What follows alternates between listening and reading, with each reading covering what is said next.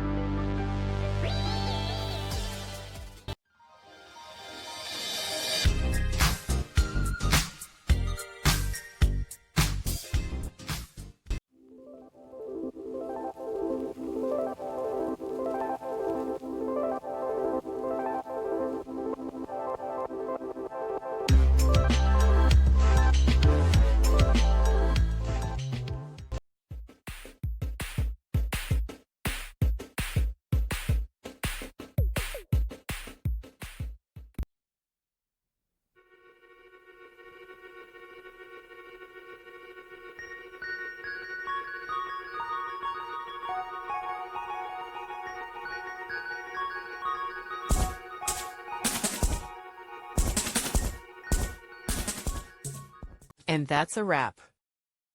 I hope you found the answer you were looking for. If you did, take a second to hit that subscribe button. It really helps out. And let me know in the comments which solution worked best for you. See you next time in the Debug Zone.